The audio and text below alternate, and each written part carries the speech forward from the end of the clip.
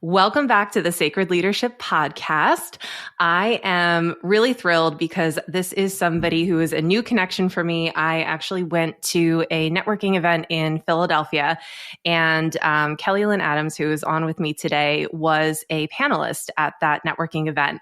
And hearing Lynn share about her story, I immediately was like, please come on my podcast.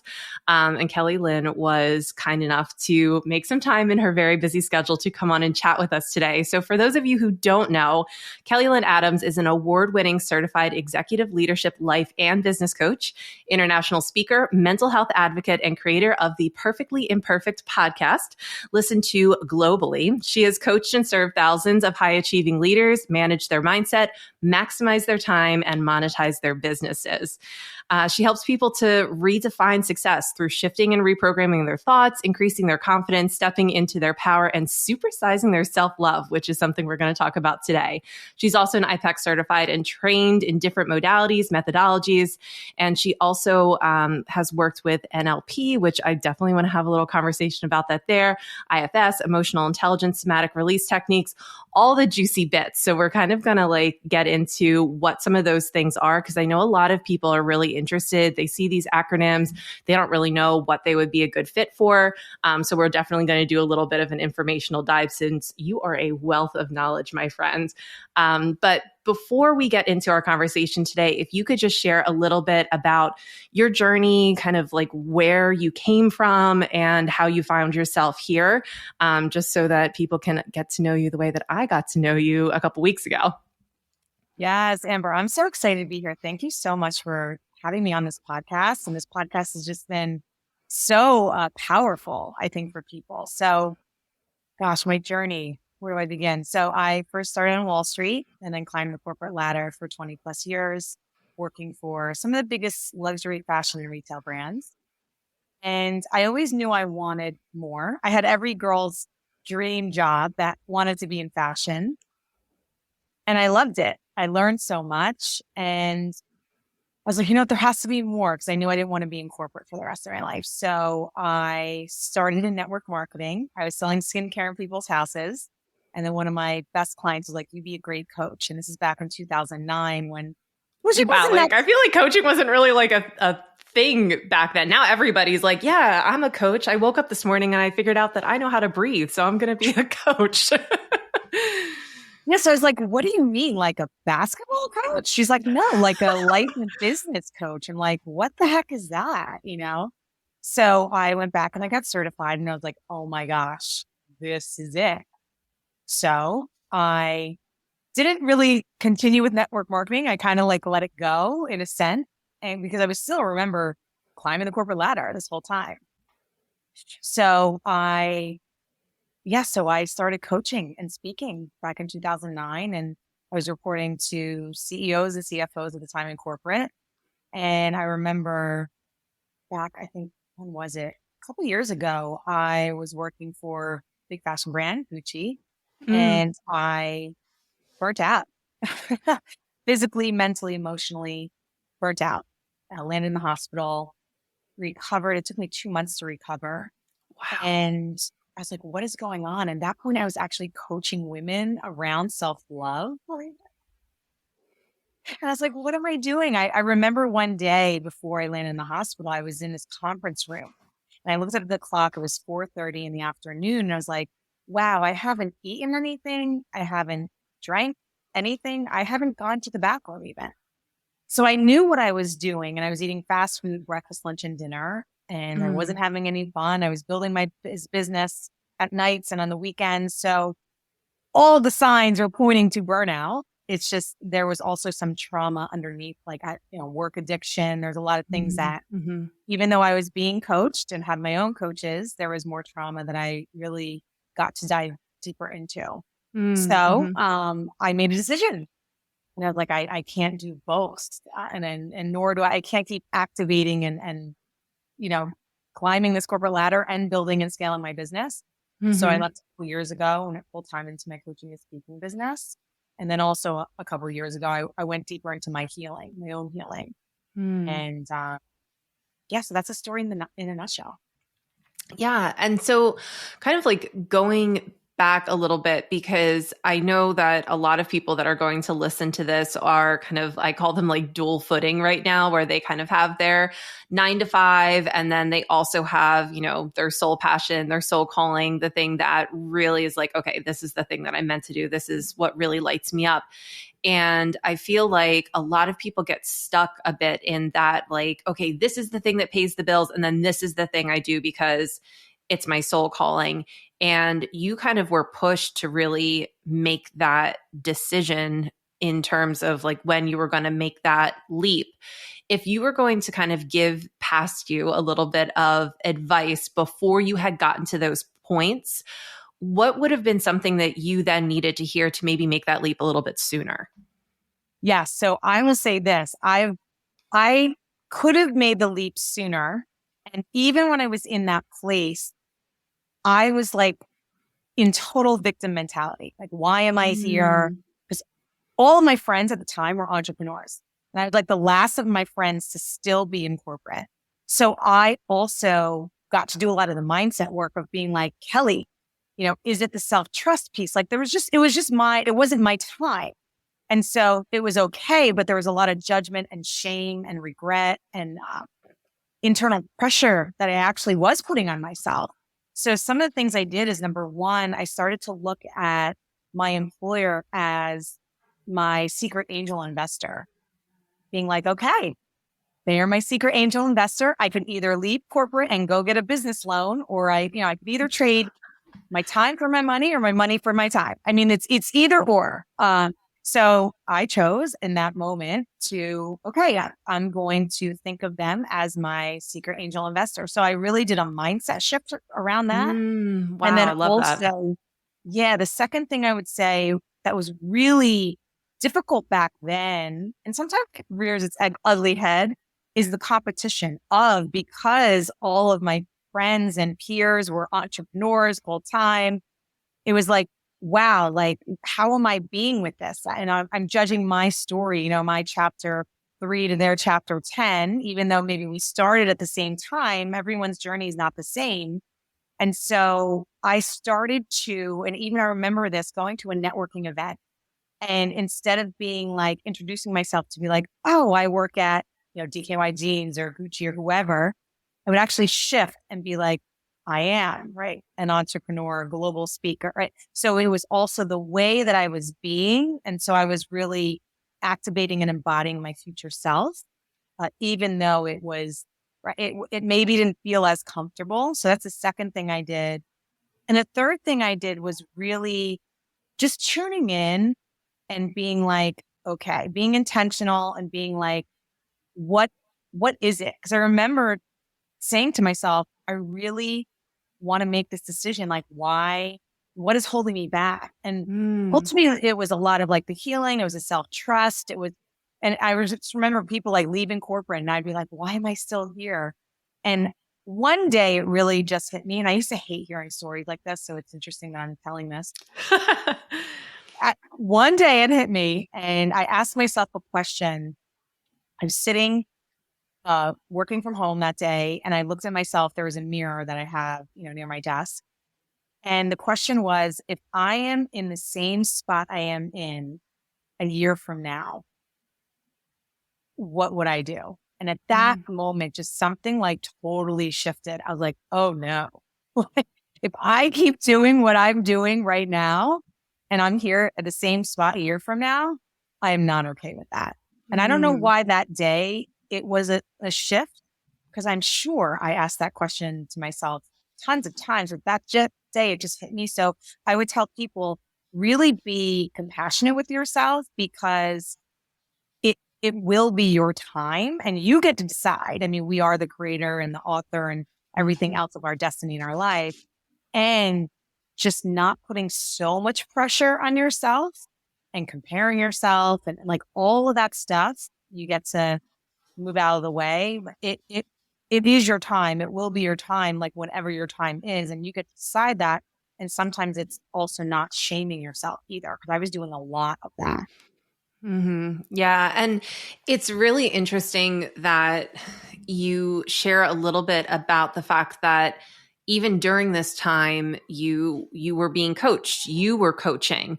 And, that's not to say that, oh my gosh, like, how dare you coach when you yourself were struggling with, right? Like, we can only know what we know. And I think that that's where ultimately, when we are standing in leadership, that we are going to have those blind spots, but it's being able to be responsible and take ownership of having those self-reflective moments where it's like, oh, okay, wait. If I'm telling people that, it's not okay to not treat yourself well, and here I am eating fast food for breakfast, lunch, and dinner, like, wait, like, that's actually like not aligned at all. And sometimes when people are working with me and they're like, yeah, like, I'm really struggling with imposter syndrome. And then we go through, and it's not because they have to do mindset work. It's actually embodiment work that they have to do, because they're not practicing what they preach. Because as service providers, as space holders, we're so great at doing it for everybody else. And then when it comes to us, the cup is empty. We're not pouring back into ourselves. Even if we have support or a coach, like, what are you actually doing to really make sure that you're taking care of yourself first? And you had also mentioned, identifying that you had some work addiction before you began your healing journey. Do you feel comfortable sharing a little bit more on that? Yeah, sure. So, and I'm going to say this too, before we get into the work addiction, is I always say, lead yourself, lead your community, lead the world. So there's always going to be places and areas in our life that we may be a little bit leaky, right? Or we may need to Leaky, clean up. I like that. Little leaky, little like not integrity. And it's like, we don't get to beat ourselves up. It's just like, okay, like, I didn't work out this morning. Like, true story. This morning, I did not work out. And I always work out. And it's like, okay, it's just one day. Tomorrow, get back on the horse, right? So yes, are there times, like you said, like, oh, maybe we went and ate fast food or whatever, got Starbucks. It's like, okay, yes. And so I'm a big component of yes. And because it's like, we are constantly getting to lead ourselves, and we're not perfect. So there's always going to be an area where, oh, that might be a little slipping, but the job and the beauty of it is like, okay, how can I lead myself even 1% better today? Right. And not putting so much pressure, or, just being like, oh, I didn't do that. And just being a hot mess. So I will say that is like, okay, that's the embodiment work, right? Leading ourselves. Sometimes that's the hardest part. And sometimes it's not, right? It's a practice. And so my work addiction was that, because I was beating myself up so much. And it stemmed from me not being also like seen or heard or like loved in certain ways as a child. So what I used to do, and so I was a big like performer. I was in sports. I was in dance. I got really good grades. I had to work harder than the rest because I actually wasn't a great test taker. So all of this accomplishment and all of that kept, right, telling my brain and my subconscious, oh, the more you do, the better you are. The better you are, you're going to get more recognized. The recognition from whoever it was, a boss, a stakeholder, a client, whatever, is going to make you feel the love, right? And the enoughness that may not be there, right? Or fulfilling that need that wasn't fulfilled at 5 or 6. So that was the game that I was playing. And of course I was in the fashion industry, and oh my gosh, I was reporting to all these important people and meeting with world leaders. And like, the harder I worked, the more recognition I got.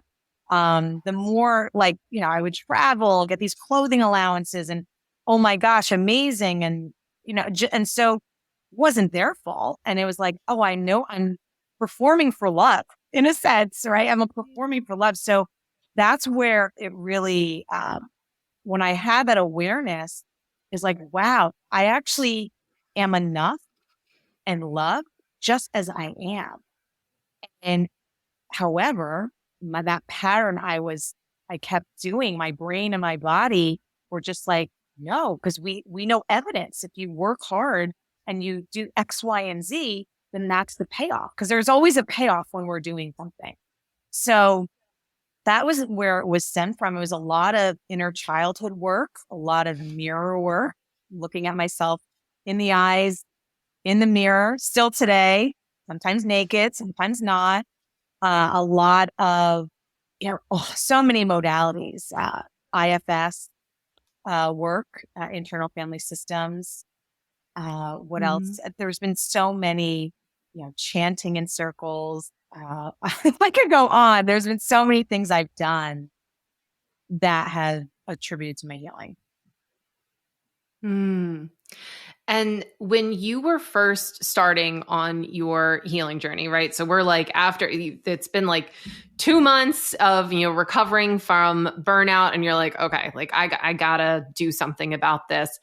What was kind of your gateway drug, if you will, to, doing more of this deep work and this healing work? Honestly, it became a little bit, I don't want to say addictive, but I really threw myself into personal development. Mm. So I was reading, I was going to conferences. So I was doing that. That was like okay, I know what it is. Now I want to find out how to heal it. So that was kind of my first, just getting my hands on anything and everything. I don't know if that answers the question, but Yeah, no, it definitely does. And I think that a lot of people, personal development is where a lot of people start, right? Like how many of us, like, it was self-help books, right? Like self-help books were like the thing. And then obviously now there's podcasts and YouTube channels and TikToks, and there's so many different ways to get that information. And then, when you start thinking about like, okay, I have all this awareness. Now, what do I do about it? What do I do about it when you started to peel back the layers and do a little bit more of that deep, healing work after you gained the awareness? yeah, it was definitely the inner childhood work. It was the mirror work. Like it was actually being with myself, even in times where I was a hot mess, or Mm. maybe I didn't know the answer. And like, can I be with myself when I don't approve of myself in a Ooh, sense?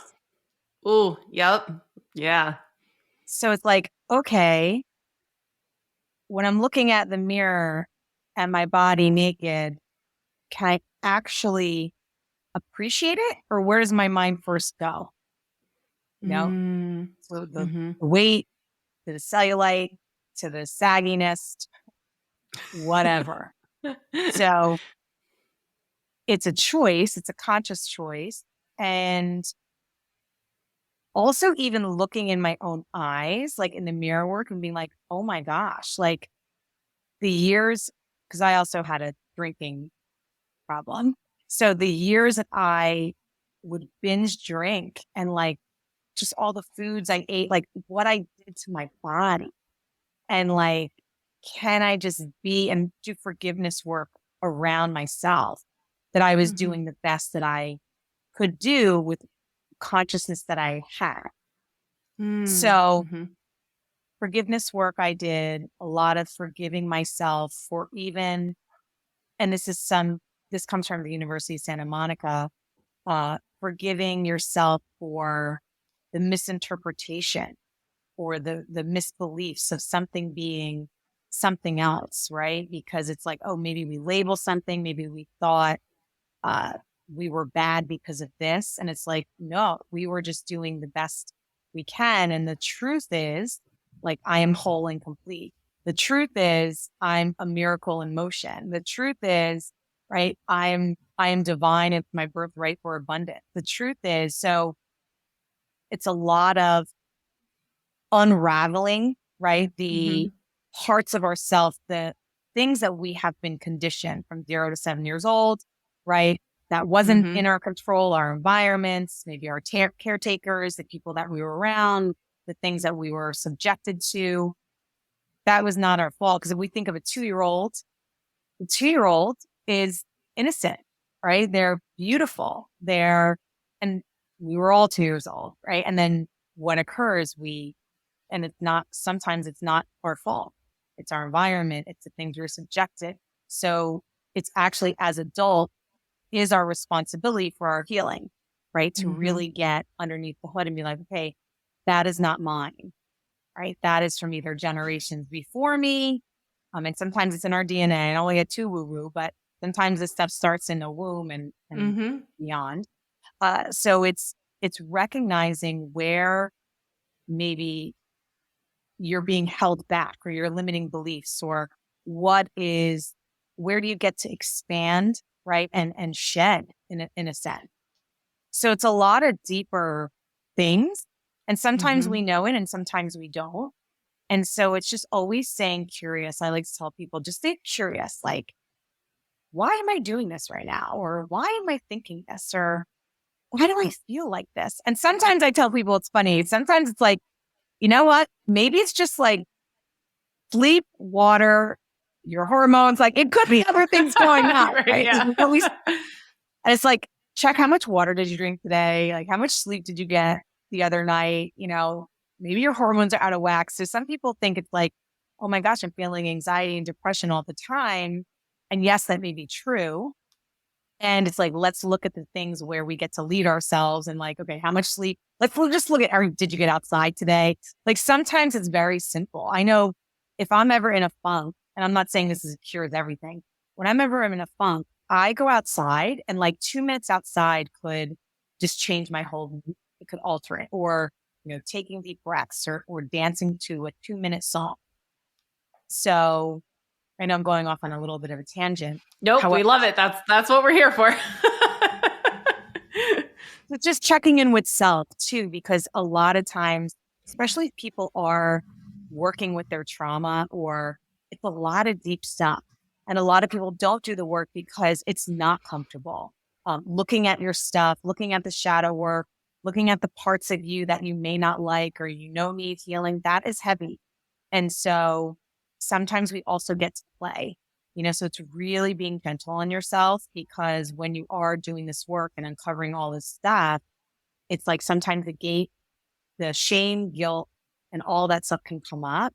And that's where the IFS work comes in. It's the internal family systems, which is really states that all parts of us, there's no good, there's no bad, there's no right or the wrong. It's just all parts of us are welcomed. Sometimes the guilt and the shame pops up. They're not wrong, right? It's just, but who's leading the conversation, right? Is the guilt and the shame leading it, or is the forgiveness and love leading it? So IFS work is really like all parts of us are welcome. Nothing is good, bad, right, or wrong. And it's just like, okay, but who is taking over here? What kind of personality or what in our personalities are taking over? Because sometimes people are like, oh, I feel so shameful, I'm a bad person. No, that doesn't mean you're a bad person. Everyone has shame and guilt and all of the feelings, and or human being. I mean, all the feelings are welcome. It's just, okay, what feelings are overtaken? Sometimes it's like, okay, we got to put that feeling down in the basement, because in the living room, we got to drive, like we got to adult today. Like this is not serving us, right? So, but it's recognizing all parts and seeing those parts like, okay, hi, guilt and shame. Here you are. I recognize you, but right now you need to go in the basement because I need to get on with my day. Yeah. And I also did training in, parts work, IFS. And I think that it's really amazing because I looked at the list of modalities and methodologies that you have, looked into, gotten certifications in, worked with, and there is like, you must love you some education, lady, because like there is like the think about it. Was I've been coaching since 2009. So it's like, I've been on this journey, and it's like, I'm just a self-learner, and and it's just like honing in on your craft, right? It's like a podcaster, right? Like if you've been podcasting since 2009 or 2000, like, well, not everybody, right? Some people are just going to take it to the next level in a sense. Yeah. And so, and I think that that's what, like, we as therapists, coaches, like people who are in, the healing field, it's like, oh, like this is, it's Enneagram, it's, human design, it's astrology. It's like, there's kind of always like the thing that is capturing everybody's attention. And it really seems like you've been able to kind of go in when those things become present to be like, all right, let me learn and see what this is all about. So I'm really curious, of all of the modalities that you have been able to not only learn, but also practice, what do you find here now and today to be some of the most helpful? Or are there like bits and pieces that you take from everything? Yeah. So when I'm working with a client, it all just depends, right? So I don't really lean on one or the other. It's who's in front of me and how can I be of service to them? Mm, So I will pull on certain ones if I think it'll be helpful in the conversation. For me personally, I will say they all work. I mean, I feel like they all work and they're all so powerful. For me though, the biggest, I guess, shift is the embodiment of. So mm, mhm, whatever I'm doing, it's like, how can I embody it? How can I be a more embodied leader? Whether that's from, okay, am I going to ask for what I want? And can I really receive? Like, how much can I actually receive? Like, how good can it get? How open and expanded can I be? So I am constantly being like, okay, am I embodying the teaching? And that is like such a, for me, like, okay, Kelly, how can I go deeper into my practice or how can I go deeper into life? Like really like coaching myself in a sense, but the embodiment work for me because I also am, I'm definitely feminine energy and I'm definitely masculine because you don't climb the corporate ladder with any no masculine energy for sure. So, but I've been activating such in my masculine energy for so long that it's like, okay, now I actually get to embody, like I know it, left brain, I know the thing, I can do the thing, da da da da. But it's like, actually, can you embody what you're learning? And to me, yeah, that's okay. looks like a different level and layer to because you could read it in a textbook. Like, actually, how are you when you walk into the room, right? How is your energy? How is your being? So for me personally, it's been like, if you're asking, like, out of all those things, it's the embodiment of whether that's NLP, whether that's, cognitive behavior or human design. It's like, how am I embodying the practice? Same thing with coaching. How am I actually being with the person in front of me and not thinking, oh, what am I going to say? What tool or technique am I going to use on them? Like, Mhm. no, like sometimes it's actually just being present with the person. And like you're so beautifully did before we got on this podcast, like divinely asking for guidance of like being guided as, okay, guide me in the next move. Like, what does this person or situation or thing that I may be experiencing, like what is needed or what's being called of me or through me or to me or by me? Mhm. Yeah, and I think that, that is like right there, that is the thing that a lot of people come to me and they're like, how do I pick a coach? Like, how do I, know if somebody's a good coach or not? What certification do I look for? What do I look for? And I tell people all the time that, anybody can get a certification. Anybody can not get a certification. Same thing with therapy. Anybody can become a therapist. Anybody can get a therapy license. That doesn't necessarily mean that that is a safe person. It doesn't mean that that's an ethical person. It doesn't mean that that person is actively doing their own work to make sure that they're not going to bring their shit into, your space or they're, putting their bias on you or anything like that. What I tell people all the time is like, you need to pay attention to how you feel when you are in the presence of that person. Do you feel like they are listening? Do you feel like they are showing up and holding space for you? Do you feel like it is a completely safe, non-judgmental energy? Are you feeling afraid to say certain things to them because of how they're going to respond? Right there, like that's a red flag. Are they getting support? Do they have a mentor? Do they have a coach? Or even just like a networking group that they're a part of that, is holding them accountable?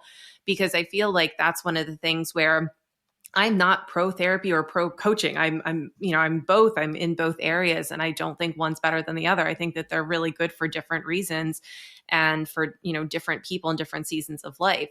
But what I do think is really important and what I really want to kind of highlight for a moment because of what you were sharing is this embodiment piece. It really does come back down to, again, like you can take all of the courses in the world, you can have 17 different certifications.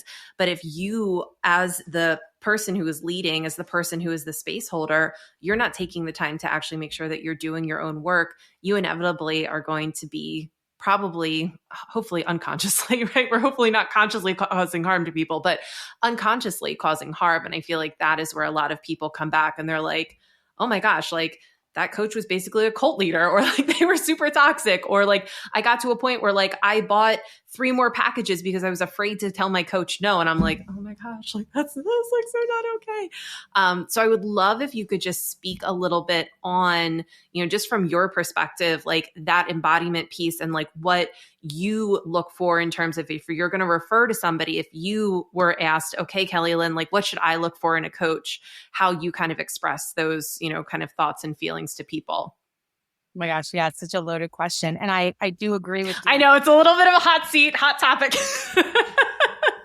It's a good one though. It's a good one because it's like sometimes people will just say, okay, yeah, what are your certifications? People hardly ask me if I'm certified, by the way. But it's like, what is your certifications and what can you do for me and all this thing? And sometimes it's like, no, it's like coaching is so personal and so is therapy, right? It's like a personal thing, right? It's also a safe space that you get to hold, right? So to me, I don't know if there's like a checklist of sort. For me, I always listen to my intuition. I mean, of course, I become an FBI agent and I stalk the person. Yeah. Listen, we have our little. We got you on LinkedIn. We got you on Facebook. We have your high school graduation photo. Yeah, like you could do that, and I would say, yeah, do some research on the person. And also, you can talk to some of their clients, past clients, current clients, if they're willing, and so there's different things you can do, and I think the way that I have always chosen my coaches and the programs and everything is, first of all, every single coach or program I have gotten something out of it. So I know some people take like, oh, I didn't get anything out of that. So no, it's like, actually you did learn, because if it was a mistake and you invested and you didn't like the coach or the group or that, it's like, okay, well, that taught you something to not do what they're doing or whatever. Right? It's like, no, right. All information is good information.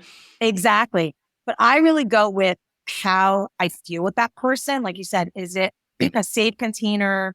I've always, and I've definitely done my research. I stalk them and all the things, and I actually be with the person, and maybe I'll get into their world in a certain way, like in a smaller way, or just that is actually epically great advice. Like I love that, because everybody has kind of like, free groups or sales funnels or an email list. Like there's all of these very like either low ticket or very free ways to get into people's energy. That is Kelly, you're smart cookie. Yes. Yeah. Because why not? It's kind of like the Baskin Robbins red spoon technique, right? This just got so much better. I love it. Oh my God. So when you go to Baskin Robbins, right, they have the red spoon. I don't know if they still do it today, but they're like, do you want to try, do you want to try something like a little scoop of whatever? So it's like, yeah, you're not going to get, and listen, don't base your whole decision on the red scoop. I mean, some people do.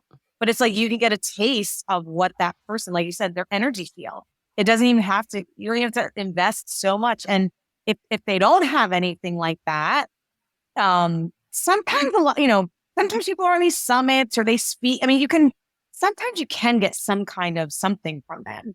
So I would just do that, I would say, as the first thing. But then also how did you meet them, or did they come recommended? And sometimes even the recommended people are not a fit for you, just because, a colleague or a friend or a family member, whoever referred you doesn't mean, or another coach doesn't mean that they're the fit. So I would just try to get into their worlds, and it's going to be different for every single person. And that's why it's like, I don't like giving like this cookie cutter checklist of like, what do you look for? I think it's how safe you feel. And, and sometimes you also, I like to think of it as like resonance and dissonance. Like sometimes I have moved out of coaching, relationships because I just don't resonate anymore. And not that I've grown out, but I've moved on. Like I've gotten the lesson, I've gotten the gift, and then I move on.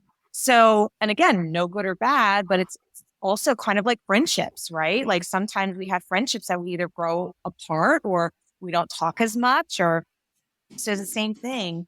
And so, but I do say take your time, like don't rush into anything. And yeah, I'm trying to think of what else would be helpful. I mean, obviously, you can never know if they're really the coach is walking their walk or talking their talk. I mean, you can over time, but just see what they're up to, really study them a little bit. See how you feel when you're in their vortex or their energy, or you kind of get into their sphere in some way or another. And and again, not every coach is different. Some use cookie cutter methods, some use their intuition. It just all depends. And I think it's kind of like dating. It's like, oh, well, what matchmaker do I use? Oh, I don't know. Do you like that Do you like that matchmaker? Like it's so, because there's so many coaches now and there's so many different types of coaching too. And it's also, I would say this to people, identify and really just ask yourself, like, what do you need in this moment?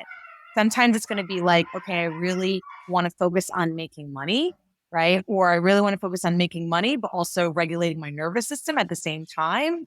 Sometimes it's like, I just need the strategy. And sometimes, hey, I just need the nervous system regulation. So sometimes it can be an end conversation, or sometimes it's more of like, I want to focus externally here more or internally here more. Again, nothing good or bad. It's whatever season you are in and whatever you need, but really tune in with yourself and be like, okay, what do I need in this moment? Because sometimes you may think you need the business strategy coach, but you actually need like to calm your nervous system down and to actually relax because you've been overworking your whole entire life, like myself. I'm using myself. Myself a business coach, so. Yeah. And I think, going along with that, you kind of started out in the self-love space, and now, you've kind of moved into the executive and leadership space. And so, part of it, complete transparency, is personal curiosity, but I know that we have a lot of other, coaches that are going to be listening to this. How do you kind of set your sights on moving from one niche, if you will, into something? I mean, obviously it's not completely different for you. It's very related to your background in, the corporate world. But how did you start to make that transition? Yeah. So I've transitioned a lot. So I actually started I love that. That's great. That's beautiful permission. Yeah, please, if you go back like 2015, like I had this whole movement called the After Five Club, where I was helping women, develop their side hustles alongside their day jobs. I did do self-love as well. Because in the beginning, I didn't know what I wanted to coach on. I didn't have a niche. I was just, how I started? I literally started when I was in coaching school at IPAC. They're like, go coach. So I literally sent an email out to family and friends and said, I'm coaching 50 people for free. For 50 people for free. And in the middle of it, I was like, why am I not charging? So I coached. That's a lot of free coaching. I know. I was like, oh, well, it definitely built my confidence. And I was like, okay, no, I'm not a nutrition coach. I don't want to talk to people about their food and all that. So it got me to like, okay, I know I don't want to do that. I know I don't want to coach this. So that got me really started. And then as I grew and as I developed, and even like right now I do executive coaching, but I'm also, if you go online, I'm mostly female founding, growing their businesses like internally and externally. So it's like I can coach executives with my eyes closed because I've been in that world for 20 plus years, right? And it's like, oh, I know, like, trust me, I've been through all. So I think for people, it's because you are going to shift. You may be a life coach and then you may want to niche down, or you may start with a niche and then you might go wide. So to me, the conversation is also, because I've had this whole niching conversation with coaches too. It's like, I was going to say, it's a very prominent conversation in the industry. Oh my gosh. Yeah. And to niche or not to niche. And again, it's not good or bad. It depends on the person. It depends on the business. It depends. It depends. For so long, I know what I was doing is I was trying to fit, a round hole in a square peg, or a square peg in a round hole. I was like, what niche? And I would I waste so much energy like Mm-hmm. thinking I needed to have it figured. It's like, Kelly, just go coach. Like, just go do, just go pick something. I remember one of my coaches was like, just pick something and do it for 6 months. Just stick with it for 6 months, and then you can Pick change one thing. just one thing. And sometimes like, and then I got bored of the one, right? So I've always had this relationship of like, I don't know, like sometimes I think it's a good thing to niche. Sometimes it's not. It really just depends on like where you are in the coaching journey, how many years you've been in, all the things. And again, it's like what it comes down to is if you really, right, like really have a strategy or direction and leading yourself and having the support and being in the right environment. Like, I mean, I've seen people myself. Sometimes I don't need a sales page, an email, sales calls to sell high ticket stuff. Right. So, because it's not, sometimes it's not all the bells and whistles we need. It's just like getting in the game and doing the damn thing, you know? Mm-hmm. Yeah. And kind of that is a beautiful segue into, so you not only are a coach, but you also give back in terms of, being a mentor. You also do so much in terms of networking. You have a lot of, free networking. I was able to be on like one of your calls and it was like so incredibly valuable. And you also have like the up level of that, which is like the group where, there's a paid membership. And I really can see from the outside how you've kind of like intentionally stacked your business and your brand to really be supportive of you, but also to be so supportive of so many other people. And so I would love if you could just share a little bit about how you just started to expand so that you were able to impact in this way. Yeah. So I always think of how am I creating a ripple effect for others, right? Okay. It's either, there's a saying, when you walk into the room, you're either breathing life into the room or you're sucking energy or life out. So I'm like, okay, who am I today? So sometimes it's like, am I a dragon or a vampire? Am I a dragon or a vampire? Kelly, sometimes you need to stay in the room by yourself. Say no. Yeah. But it's also like, my mission I knew was very clear. Like, even though it was very big, it's like, I am here to leave a legacy for the next generations to come. So whatever that looks like. And so I've always lived by that. It's like, okay, what can I create or who can I be to do that? So it just organically happened. Like I've always really volunteered, like whether it was like food shelters or with little girls or young children. And then it's like, and then I think it was like when my nieces were born, I was like, wow, like I really got to step up my game because I'm not a mom. And so it's like, wow, like these younger girls, like they really need our help. So that became a passion of mine. And then also it's like, what did I need when I started out in my business? Is like, and that's really also like how the networking, because I love to network. It's like, why am I not creating? And your networking is so fun. If anybody ever gets like, we'll probably put a link in the bio here, but like really I have gone and it was so much fun. Like everyone was so energized. You get on the call, people are like, hey, so good to see you. Like, blah, blah, blah, blah. Like so just energized. And it was like the middle of the day on a Wednesday, I think is when you have them. And I was like, oh my gosh, these people, like they're most of them are probably giving up their lunch hour and they are excited to be here. This is amazing. Yeah. I mean, and that just started as like, I just want to have fun. Like there is no ulterior motive to that. Like, it's just like, come into my world. You don't have to do anything with me. Right. And now people are starting to talk. So it'll take a life of its own. Right. Cause it's like when you are being of service and you really are being of service and it's not like a give to get kind of thing. It's like, it just takes on because and people are like, what's your strategy around it? Like, what are you like? What I'm like, nothing. Like, it's if people like the people, they can go to my private membership, they can work with me. But it's like, right? I don't sell it. Like, maybe I'll say, oh, this is what I'm doing, but I don't. I think you spent like maybe 12 seconds at the very end of the call where you were like, we were like at the end of you're like, by the way, if you want to like connect with more people or anything like that, and I have a call right after this, so I have to go. So like, come into my private membership. I'll email you guys the link. Okay, love you. Bye. Right. Because and I was like, wow, she like literally waited till the very last second to just be like, and by the way, here's this thing. And it wasn't because you were like hiding it or shy or whatever. That just literally wasn't your priority. And I was like, I like her.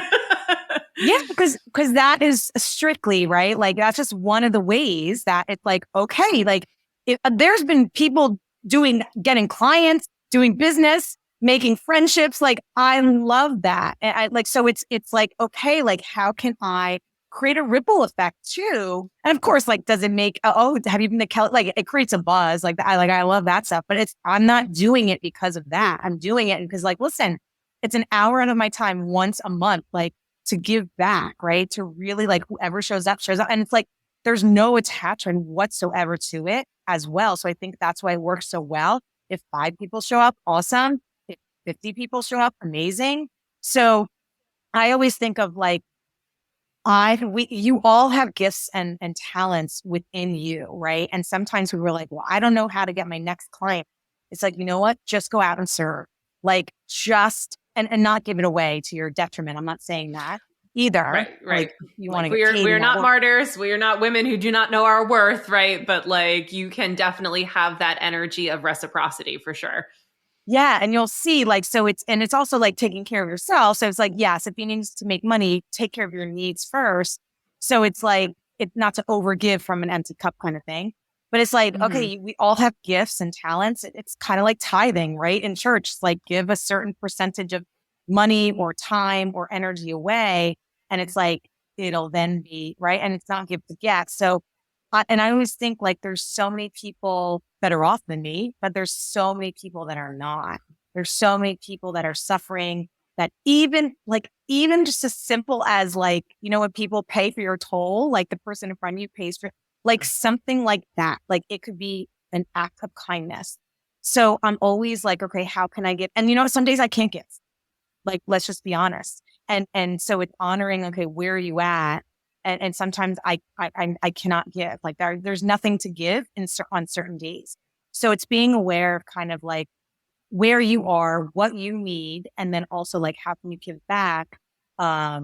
In a sense that, you know, it makes you feel good. Because it does make you feel good. Like I love the networking because it makes me feel so good. And like, oh, everyone's connecting. Like I get so excited. And like when I hear people hiring each other and I'm like, oh my gosh, it's amazing. Like, so there's something to that. And, you know, we only have a certain amount of time here on this physical plane. And so as I get older, like each year, I'm like, oh my gosh, like and I'll be a little reality here, a reality check for everyone.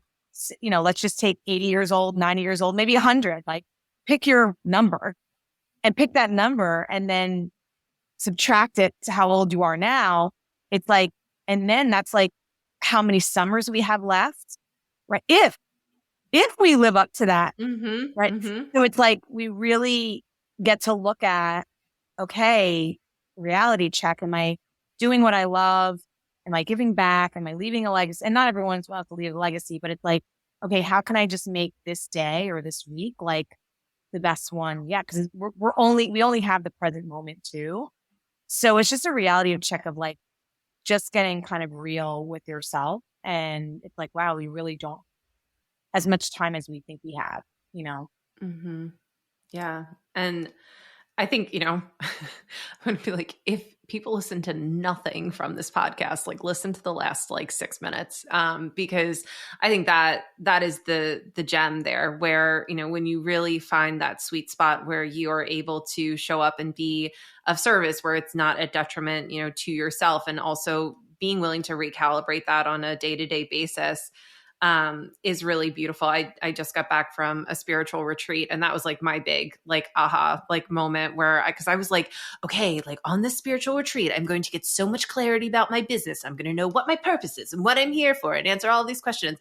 And it ended up being so simple. Like I know exactly like who I'm here to serve. I know exactly how I'm meant to serve. I just need to like show up and do it and stop overcomplicating it and making it like be so much harder than it really can be that simple. And I think that's also where what we're giving our energy to really matters, because when we get really caught up in like, okay, if I don't like, you know, use the algorithm correctly, nobody's going to do blah, blah, blah. Like wow. But if you're really able to focus your energy into, okay, like what are my gifts? How do I want to show up and serve? Not even focusing too much on the who, right? We had that like conversation about niching. Like maybe that matters, maybe it doesn't matter. It really depends on the person. And this is where when I work with my clients, I'm like, I don't care about your ideal client avatar or whatever. If I hear that acronym like one more time, like we work on an energy signature, right? Like what does it feel like to work with that person? Like what energy are you calling in that you feel like you actually have something to give or to guide or to alchemize, for that, person. And people are like, oh my gosh, well, if you put it that way, I know exactly who I want to work with. Like, awesome, great. Because at the end of the day, this is all just a meat suit anyway. It doesn't really matter. Like, if you wake up and have coffee in the morning on your way into like, I too have written an ideal client narrative, and I'd be totally fine if I never write one ever again in my life, not planning on it. But, just to kind of sum that back into really creating an intention around service. Like I love that. And that was like such a big takeaway when I heard you speak at the event that we were at. And I think, just to kind of like wrap us up here, I'd love for you to share a little bit about the ways that you in particular have chosen to show up and be of service. Yeah. And I will just say this before I get into that. It's kind of like when you take a shower and like you let your brain rest, or you go on vacation. It's like also allowing, because a lot of us are so busy, like you said, what's the next thing? What is it? And it's like the world is so noisy and moving fast. And it's like, how do we just decompress? Right. So the ways I am of service is first to myself. That has been the biggest learning. And I am still learning that. And so when I say being service to myself is just the one question of like, what do I need in this moment? Or what do I need today? And I think so many of us, not everybody, but a lot of us are like, we're something to someone else, or we're doing other things for other people, or people have kids or family members or they're caretakers. It's like, well, what do you need? Right. So it's getting into that practice of like, what do I need in this moment? And actually leading ourselves to that. And then I'm like, okay, now that I'm taken care of, how can I serve? Right. And sometimes your cup is not going to be an overflow. However, it's like, how can I serve if I feel like at a base level? How can I be of service to other people? And there's so many ways. Like I said, it could be doing a random act of kindness. It could be giving something away for free. It could be asking someone else how their day was, right? Or sending maybe 3 text messages to people that you haven't talked to in a while and say, hey, I'm thinking of you, or I miss you, or I love you, or whatever. And it's also, I think, showing the people in your life too, like, how you love them, or that you're thinking. It could be an email, right? It could be a social media, DM. So it could be any single thing for people. And also, I think it's also taking care of like our bodies, like our physical bodies too, and our mental health. And I'm sure right? It's like, what again goes back to that question, like, what do I need in this moment? Maybe it's a walk. Maybe it's to just sit in a room by yourself for a minute. So I think there's so many different ways, and it's so important that we are service to ourselves, and then we're service to others. I love that so much. And so if people want to be involved in your work with, young women, if they want to be involved in your networking opportunities, what are some of the ways that people can kind of plug in to be able to be connected in that way? Yeah, I'll make it simple for people. I would just say get on my newsletter list, head over. I love it. Because I was like, you have a lot of things going on. I was like, we will absolutely include things in the show notes. Absolutely, we will. But yeah, there's a lot of different, and I know that you speak at things, there's conferences, there's summits, you are in the Philadelphia area. So there's lots of things that you do there. And I think the day that I talked to you, you also could have gone to New Jersey. We were in New Jersey or New York. That was like, you could have also ended up in New York by the end of the day. Yeah. So I'm actually right outside of New York. So that's oh, you are. Wow. So you traveled to Jersey for the event. Okay. Yeah. So, but I'm all over. Like you'll see me, I'm going to like Arizona next month, or no, this month, next week. Like I'm all over the place. So, but based near New York City, in New Jersey. But yeah, I would just say get on my newsletter list at kellylynadams.com. And then I update, people. I sometimes I send a lot of newsletters, so just FYI. But they're all good. I mean, but you'll find everything there. So, and then you can just, stalk me on social media. I'm in all the places. So. Yeah, that is amazing. Kelly Lynn, thank you so much for your time today. This was a really, I really enjoyed hanging out with you. I love your orientation to service. I love your story. And I think that you are such an inspiration. I really just so grateful that you were able to take the time to come and just share with us. Oh my gosh, Amber, you are up to big things. I'm honored. It is an honor and privilege to just be here, with your audience, with the people that are going to listen to this. You are doing incredible work, and just tuning into that, and really you're shifting one soul at a time. This podcast is viral. It's going to be huge. So just the energy around it, I feel it's so good. So thank you so much. There you have it. Another episode of the Sacred Leadership Podcast on the books. I hope your time spent here served you and nourished you. Join us every Tuesday for more honest conversations and powerful insights. Remember, exceptional leaders share the wealth. Send this episode to someone who would benefit, leave a review to let others know about the show, and subscribe so you don't miss an episode. Talk to you soon.